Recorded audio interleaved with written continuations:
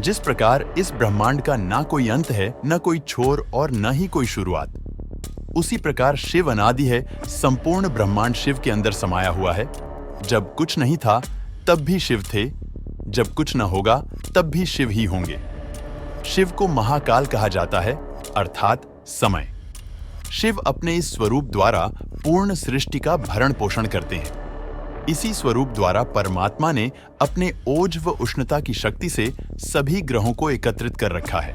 परमात्मा का यह स्वरूप अत्यंत ही कल्याणकारी माना जाता है, क्योंकि पूर्ण सृष्टि का आधार इसी स्वरूप पर टिका हुआ है।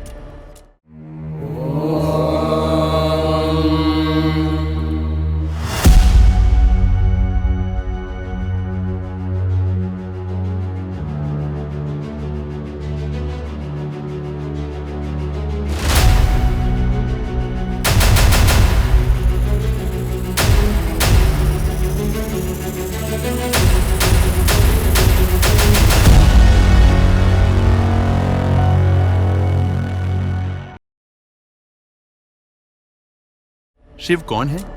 क्या वे भगवान हैं, या बस एक पौराणिक कथा, या फिर शिव का कोई गहरा अर्थ है जो केवल उन्हीं के लिए उपलब्ध है जो उन्हें खोज रहे हैं? भारतीय आध्यात्मिक संस्कृति के सबसे अहम देव महादेव शिव के बारे में कई गाथाएं और दंत कथाएं सुनने को मिलती हैं। क्या वे भगवान हैं या केवल हिंदू संस्कृति की कल्पना है? या फिर शिव का एक गहरा अर्थ है जो केवल उन्हीं के लिए उपलब्ध है जो सत्य की खोज में हैं? शिव शून्य है। आज के आधुनिक विज्ञान ने साबित किया है कि इस सृष्टि में सब कुछ शून्यता से आता है और वापस शून्य में ही चला जाता है। इस अस्तित्व का आधार और संपूर्ण ब्रह्मांड का मौलिक गुण ही एक विराट शून्यता है। उसमें मौजूद आकाश गंगाएं केवल छोटी मोटी गतिविधियां हैं जो किसी फुहार की तरह हैं। उसके अलावा सब एक खालीपन है जिसे शिव के नाम से जाना जाता है।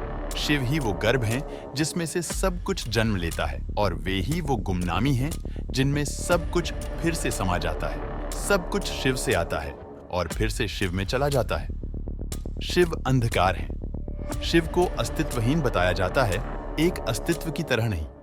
उन्हें प्रकाश नहीं, अंधेरे की तरह बताया जाता है। मानवता हमेशा प्रकाश के गुण गाती है, क्योंकि उनकी ओनंखें सिर्फ प्रकाश में काम करती हैं।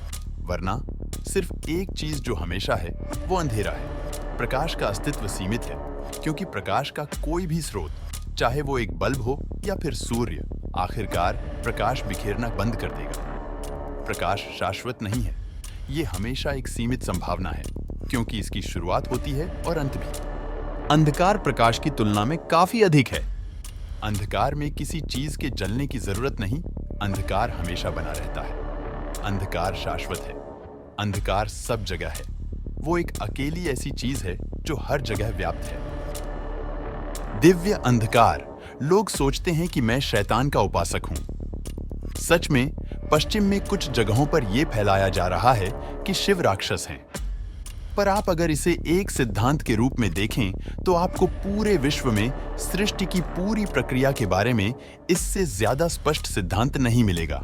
भारत का हर सामान्य आदमी इस बात को अचेतन तरीके से जानता है।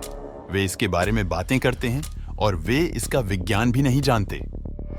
आदियोगी शिव का अर्थ पहले योगी और पहले गुरु। दूसरे स्तर पर जब हम शिव कहते हैं तो हम एक विशेष योगी की बात कर रहे होते हैं। वे जो आदियोगी या पहले योगी हैं और जो आदि गुरु या पहले गुरु भी हैं। आज हम जिसे यौगिक विज्ञान के रूप में जानते हैं उसके जनक शिव ही हैं। योग इस जीवन की मूलभूत रचना को जानने और इसे अपनी परम संभावना तक ले जाने का विज्ञान और तकनीक है। शिव एक ही शब्द के दो अर्थ। शिव का अर्थ वो जो नहीं है और आदियोगी दोनों की ही ओर संकेत करता है, क्योंकि बहुत से तरीकों से ये दोनों पर्यायवाची हैं। ये जीव जो एक योगी हैं और वो शून्यता जो सृष्टि का मूल है, दोनों एक ही है। क्योंकि किसी को योगी कहने का मतलब है कि उसने ये अनुभव कर लिया है कि सृष्टि वो खुद ही है।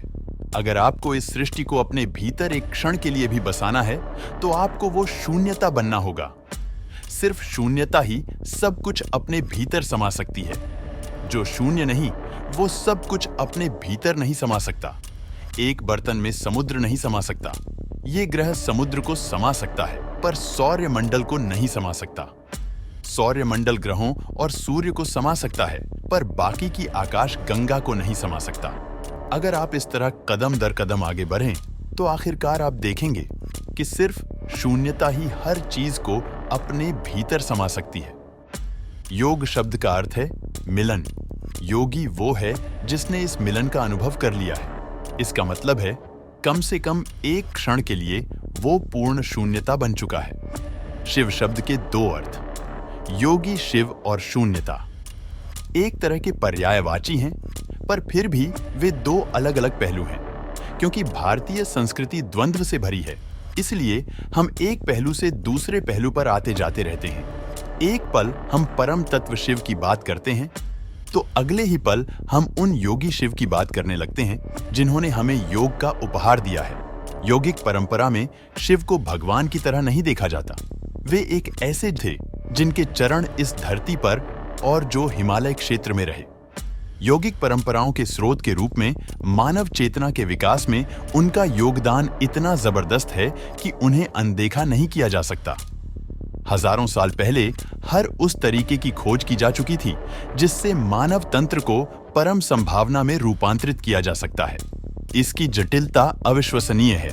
ये प्रश्न करना कि उस समय क्या लोग इतने जटिल काम कर सकते थे, कोई मायने नहीं रखता, क्योंकि योग किसी विचार प्रक्रिया या सभ्यता की उपज नहीं है। योग भीतरी बोध से आया है। उनके आसपास क्या हो रहा था इससे कोई फर्क नहीं पिकता है।